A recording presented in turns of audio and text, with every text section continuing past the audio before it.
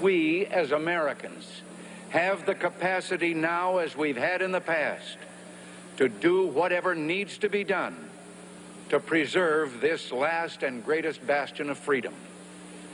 In this present crisis, government is not the solution to our problem. Government is the problem. Aquí en Trópico tal vez era permanente era la lucha, ¿no? Todo ámbito que ha habido en Trópico es pretexto del narcotráfico. Nos querían desalojar además. Yo creo que aquí, como ahora estamos viviendo, no era antes así tranquilidad.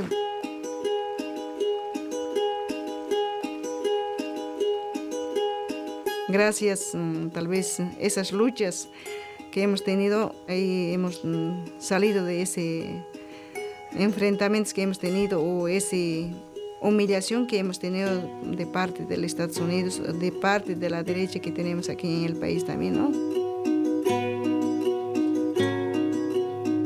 Ahora es diferente.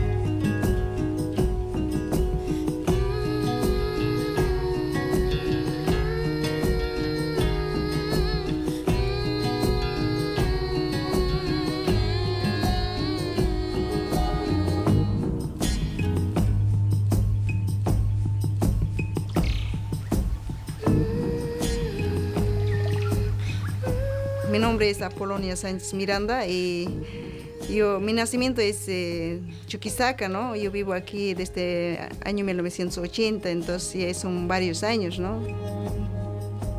Tal vez como están viendo, es solamente primero es la coca.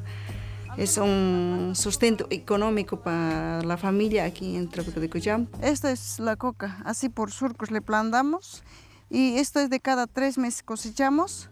Soy dirigente también de mi sindicato. Debatimos, discutimos, analizamos algunos, no solamente dentro del sindicato o central, también tal vez vemos a nivel federación, a nivel nacional también, ¿no? Porque desde aquí, desde la casa, tiene que evaluar y analizar para ayudar a este proceso de cambio. Entonces, en punto de instrumento político, vemos eso también. Se comunica a la población que a partir de la fecha el país se encuentra bajo el control operacional de la Junta Militar. Curiosamente, en la década del 70 había un régimen militar en la Argentina, en el Uruguay, en Paraguay, en Bolivia, en Brasil, en Ecuador.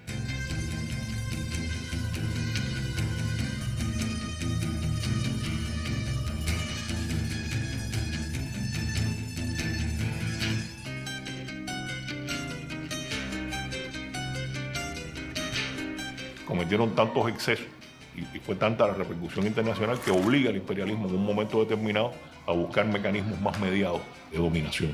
La Unión Soviética desapareció. Mr. Gorbachev, open this gate.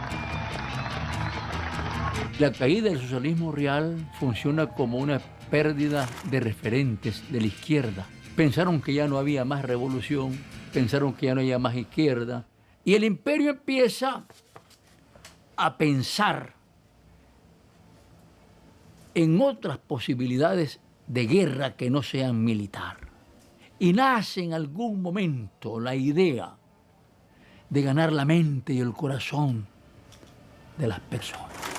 Soy el mañana del mundo, de mi nación la esperanza. Soy la gente del futuro, que en todas partes avanza.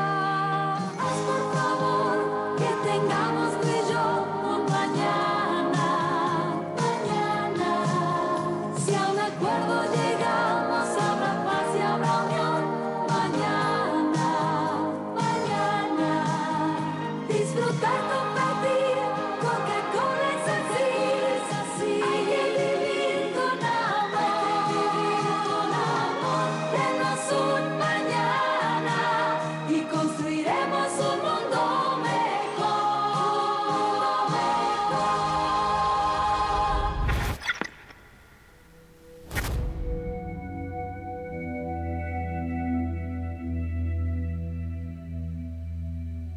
La guerrilla no puede subsistir si no tiene el apoyo y la colaboración de la población.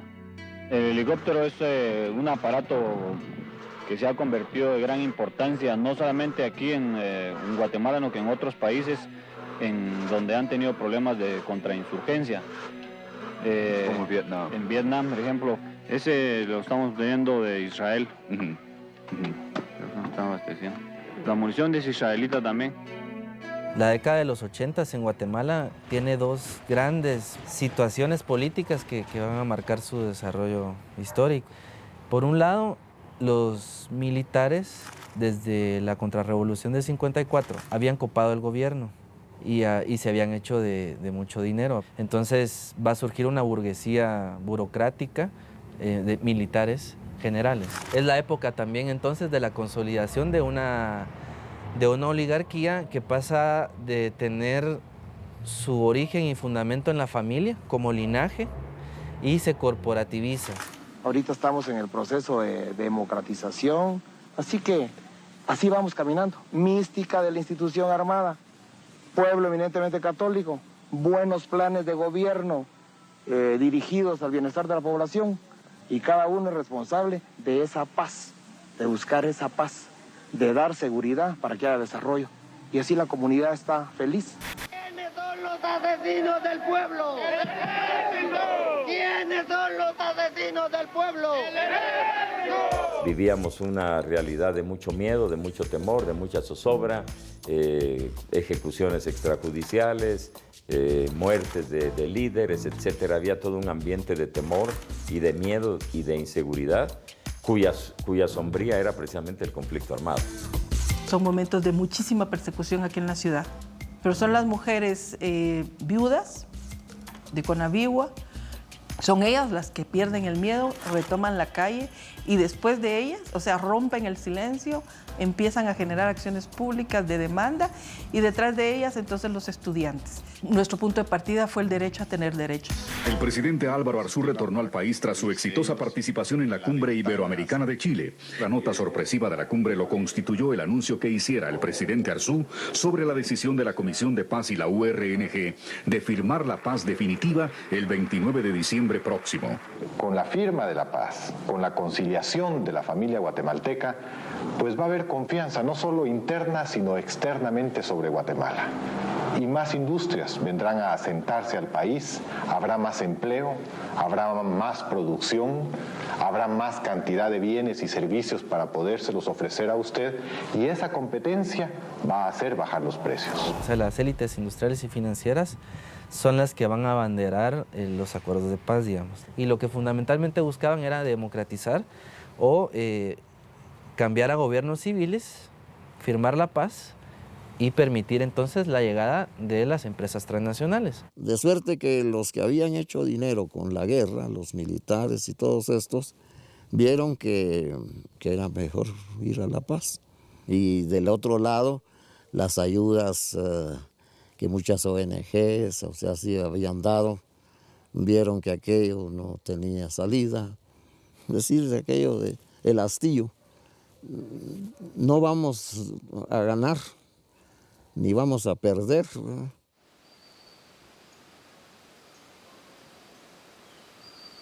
Cuando nosotros empezamos a informarnos de que la guerra iba a terminar firmando los acuerdos de paz, para nosotros eso fue bastante raro, bastante extraño. ¿Cómo? Íbamos a entregar las armas y que al enemigo, pues, ahí lo teníamos. ¿Y qué iba a pasar de nosotros? Fue una situación muy difícil para oficiales y combatientes el saber que la guerra iba a terminar de esa manera.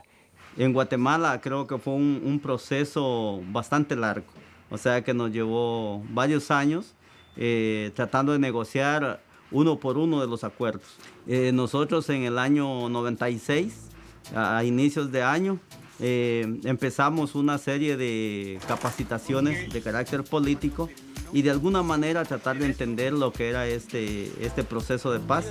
Habían cosas que para nosotros no eran muy claras Entonces, de alguna manera también había que hacer un análisis del recorrido histórico y de los objetivos que nos habíamos propuesto, especialmente como movimiento revolucionario guatemalteco, la toma del poder, la reestructuración del sistema. Comandante, ¿qué significa para usted el momento histórico que vive Guatemala a escasas horas de darnos el abrazo de la firma de la paz el 29 de diciembre? ¿Qué significa para usted este momento histórico? Bueno, en primer lugar, podría decir de que para nosotros es un momento muy trascendental en nuestra vida como luchadores por Guatemala, por el bienestar de Guatemala. Y al mismo tiempo consideramos que es como un desafío, pues, porque si bien es cierto, la lucha armada fue difícil y muy sangrienta, pero en el momento que estamos ahorita del paso a la lucha política, es el momento quizá un poco más difícil, porque en la guerra nosotros conocíamos al enemigo a distancia, podíamos saber quién es el enemigo porque lo veíamos uniformado o lo veíamos que venía contra nosotros, venía armado. En cambio hoy vamos a andar codo a codo con ellos y no vamos a saber si son o no son, entonces es lo difícil para la lucha política. Y se necesita de mucha habilidad porque la política sucia, si uno no la sabe entender y si uno se deja maniobrar, nos pueden, quizás lo que no pudieron hacer en 36 años de lucha, nos pueden aplastar políticamente en un momento, en un error que podríamos nosotros cometer. Pueblo de Guatemala, la paz ha sido firmada.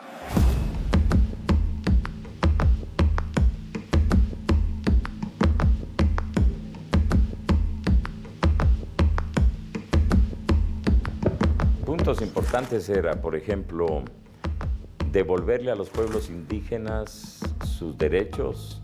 Otro acuerdo muy importante era lo que tenía que ver con los aspectos sociales, económicos y agrarios del país. Igualmente se entró a todo el tema de las amnistías.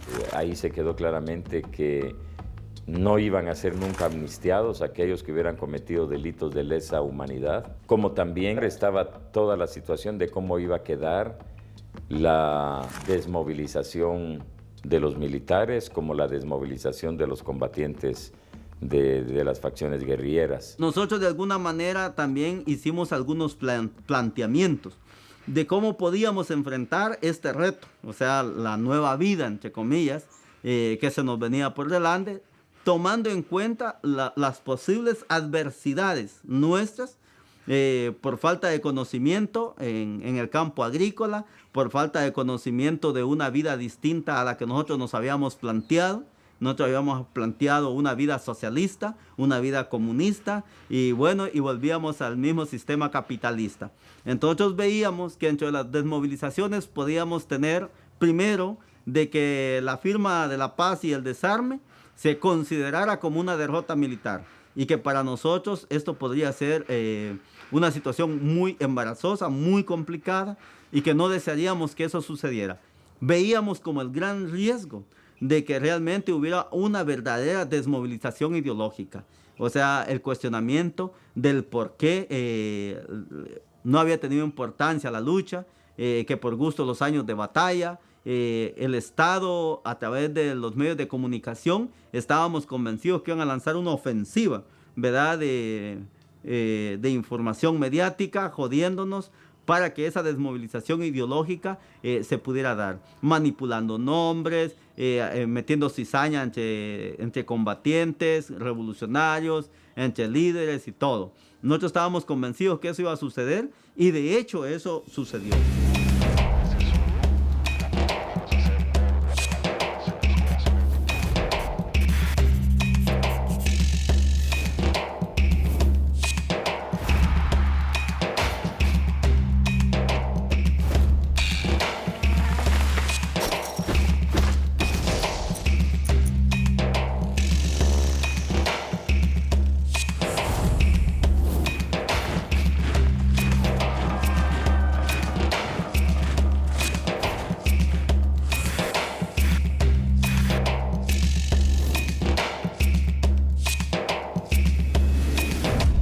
redução das barreiras à importação e estímulo à participação de capital estrangeiro no desenvolvimento nacional. Nada de lo que deba ser estatal permanecerá en manos del Estado. Ese Fondo Monetario Internacional es el sistema que rige todas las transacciones financieras de nuestro mundo occidental. El mal llamado proceso de democratización de los años 80. Sustituir a las dictaduras militares de seguridad nacional por estados neoliberales. El consenso de Washington viene asociado a la valorización financiera, pero también al cambio en el rol del Estado, al achicamiento en sus funciones fundamentales y a la fuerte desregulación de la economía y de la sociedad. La privatización viene siendo el eje central de la primera fase del plan estructural, porque lo que intenta es debilitar al Estado, ¿sí? O sea, vos le vas a quitar las empresas públicas que le generan ingresos productivos y de esta manera lo sometes a un ahogamiento. Este ahogamiento lo que te hace es depender aún más de la deuda externa. Entonces ya el Banco Mundial y las otras instancias van a definir esas políticas. La idea del sistema es hacer que la plata venga, que la plata se fugue y que el país empiece a pagar. Y por otro lado, la habilidad de los banqueros es que el sistema permite que para pagar estas deudas viejas se contraigan deudas nuevas. Y entonces entremos en un reciclaje permanente de la deuda y que no se acabe nunca.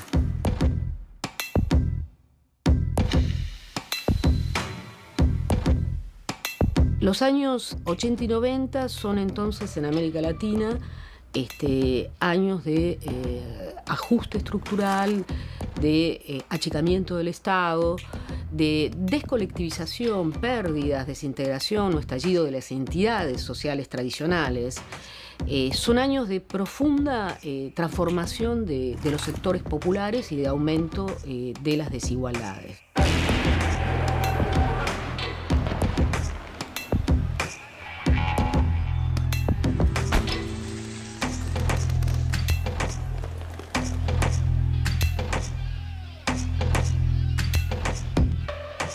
Bolivia está en peligro.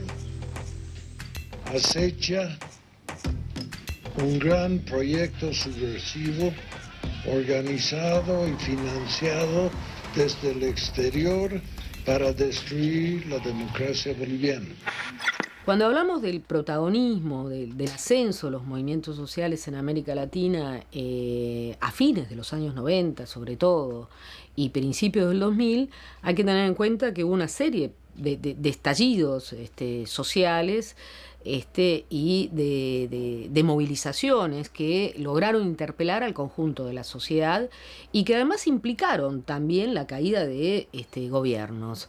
En ese sentido, el punto de inflexión fue el año 2000 con la Guerra del Agua en Cochabamba.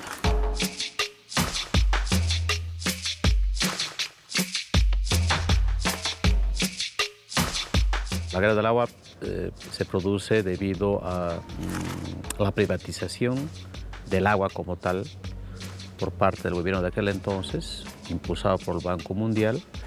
Y esta privatización significaba que el agua se convertía en una mercancía, se expropiaban los sistemas comunitarios del servicio de agua y se elevaban las tarifas de tal forma que cada familia debía pagar una quinta parte de sus ingresos. De una vivienda, si es 10 bolivianos, teníamos que pagar 30 bolivianos. Estaba triplicando. Encima te iban a venir a vender tu agua. Eso era una barbaridad. O sea, no puede ser que hay sinvergüenzas que vienen, te roban tus propios recursos y luego te los van a revender.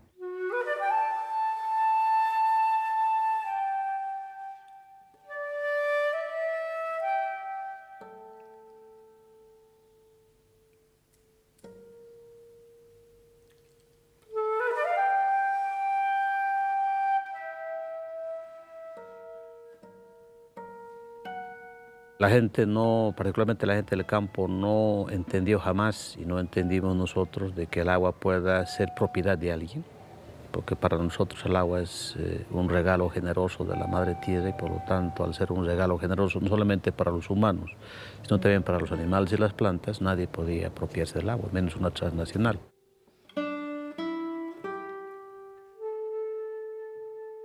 Este pensamiento, esta visión simple ocasionó que la gente saliera a las calles. Nadie nos hizo caso y decidimos organizarnos en una coalición amplia, horizontal, participativa, donde todos los sectores del campo y la ciudad, todos los sectores económicos, digamos, los desocupados, los comerciantes, maestros, obreros. Tal vez fue el momento más autodeterminativo de estas luchas, un momento muy particular, muy creativo. Se vinculan el campo y la ciudad con una organización muy particular que no es gremial, articula obreros, pero también lógicas territoriales. Pero el agua se convierte en sangre porque asesina al hermano Víctor Huguito.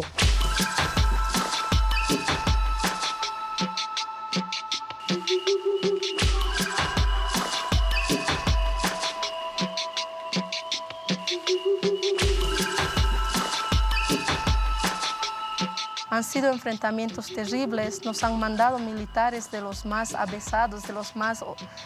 los dálmatas, les decíamos, esos que vienen y atacan a los civiles sin asco.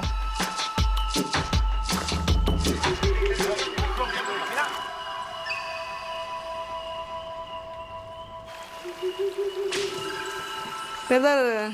En varias oportunidades así hemos sufrido. No había respeto hacia las mujeres, no había respeto hacia los niños, no había respeto a los abuelos ancianos, no había, porque permanentemente aquí pelea era. Cuando uno ve en tus vistas así un muerto o herido, parece que es como entregar la vida a usted también. Entonces así yo me sentía. Cuando le ves a otros hermanos, yo me entregaba, máteme, le decía, ¿no? Pero ellos también, mejor no me han disparado, prefieren llevarme como un preso, así manos amarrado atrás y hacerme echarme al suelo y pisarme, tratarme como cualquier perro, así, ¿no? En Consejo de Ministros decreta, artículo único, declarar estado de sitio en todo el territorio nacional por el lapso de 90 días. Era como volver al tiempo de la dictadura. Esos días invadieron las radios que informaban esto, las cerraban, y las televisiones. Vos querías buscar algo en la radio y no había, era silencio. Era como vamos a desmovilizarles por miedo. Justamente en la última jornada de lucha de 5 meses, fue tal la fortaleza, la fuerza, el vigor de la población, que no solamente el gobernador renunció, el alcalde escapó, los partidos políticos fugaron de sus sedes partidarias, el ejército y la policía tuvo que replegarse a sus cuarteles y el pueblo se erigió en un gobierno popular, una especie de autogobierno. Acaba la movilización ampliando el proceso, digamos, de cuestionamiento, no solo a los problemas de la privatización, sino ahí se plantea la consigna Asamblea Constituyente para refundar el país sin intermediación partidaria, decía la gente, una cosa muy interesante, ¿no? Pero hasta vencer, hasta ganar la batalla hemos luchado en Cochabamba. Muchos creen que simplemente fue una lucha por la recuperación de la empresa pública que en Cochabamba, ¿no?, tuvo una dimensión económica y política porque se rompió con ese modelo, y creo que a partir de aquel entonces empieza un proceso que culmina con la ascensión de Evo Morales a principios de 2006 en la presidencia del Estado.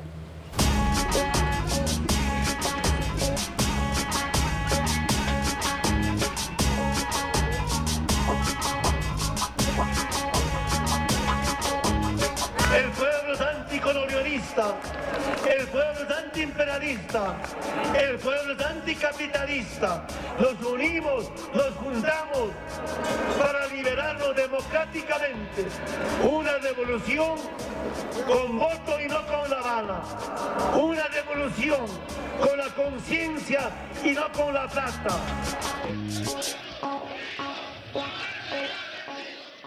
La crítica que hacíamos a la izquierda boliviana tradicional es que la izquierda boliviana tradicional no había visto el problema indígena. Todo lo reducía al tema campesino. Y entonces allí en Guatemala hallé como un entronque entre problemática indígena, lucha armada, organización social. Para jóvenes que veníamos del colegio, que estábamos entrando a la universidad, fue como un rayo de sol que iluminaba cosas muy importantes.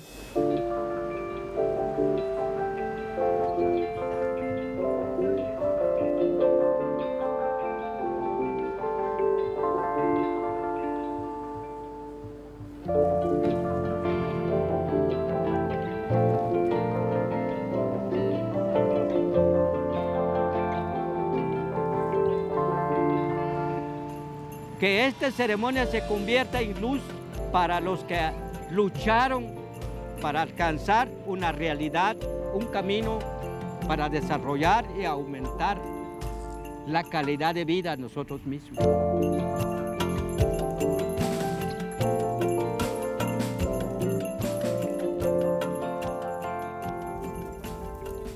El hecho de que se hayan firmado los acuerdos ha facilitado, sí, que los pueblos indígenas retomen de nuevo el sentido de su dignidad y que retomen ahora también como una tarea para ellos muy importante la reivindicación de sus derechos. Eso para mí es positivo. Si alguien a mí me preguntara de 1 a 100 en qué número quedaría ahora el cumplimiento de los acuerdos de paz, yo diría un 20%. Y esto es lamentable. Es lamentable porque los acuerdos de paz no solamente fueron pensados como el resultado de negociaciones para terminar el conflicto, sino como una herramienta para hacer los cambios que Guatemala necesita.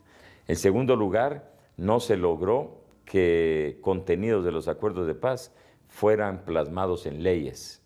Y entonces, media vez no se establece una ley, pues en este país, bueno, si aún con leyes, aquí en este país hacen lo que quieren muchas personas, ahora sin un marco legal que fundamentara el contenido de los acuerdos, hacía que estos acuerdos se hicieran muy débiles. Y paz no ha habido, pues, eso es evidente. Es de la guerra política, abiertamente declarada política, estamos en otra política, pero es guerra social, donde los desheredados, pues finalmente, alimentados por gente que tiene las armas, que tiene las municiones, que tiene el dinero y que quiere que ellos hagan lo que los otros no se atreven a hacer. La gente, la juventud que no tiene porvenir. Y entonces, pues, usémoslos, a ellos es a los que usan, en un frente bastante absurdo de pobres contra pobres, ¿no? Yo creo que hemos perdido una gran oportunidad. Todavía estamos a tiempo de rescatarla y ese es el intento que estamos tratando de hacer, personas que tenemos esta visión de la necesidad de retomar los acuerdos de paz como herramientas para lograr los cambios que el país necesita. Porque yo digo, ¿de qué sirvió entonces tanta sangre derramada? ¿De qué sirvió todo este periodo de miedo y de terror que vivió el país? Dice...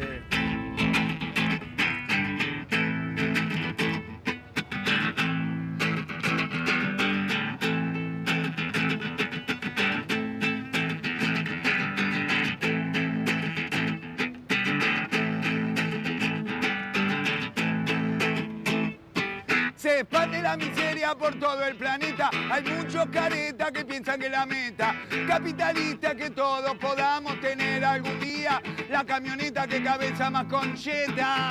Tienen plena confianza en esta mierda. Se piensan que esa paz que te da el poder de explotar, esa paz que te da el poder de emplear. Se expande en el planeta. Todos sabemos que la meta es la plata, la merca, las armas y las cometas. Todos sabemos que te están saqueando, al primer mundo están emparchando. Lo que realmente se expande por el mundo es la muerte de este sistema inmundo. Se expande en el planeta la resistencia ante el sistema y es un enema. Salta la bronca y es un bochorno. Quien no sabe que son todos chorros. Si te enteraste hoy, será de capital. Si queda un puesto de laburo, seguro que está acá por comer un día más. Me puedo concentrar y no pensar, descansar el valero. Esa es el enema para el obrero. Organización internacional. revolucionaria contra el capital, contra los burócratas, contra la patronal, contra el Fondo Monetario Internacional. Pa, para, pa.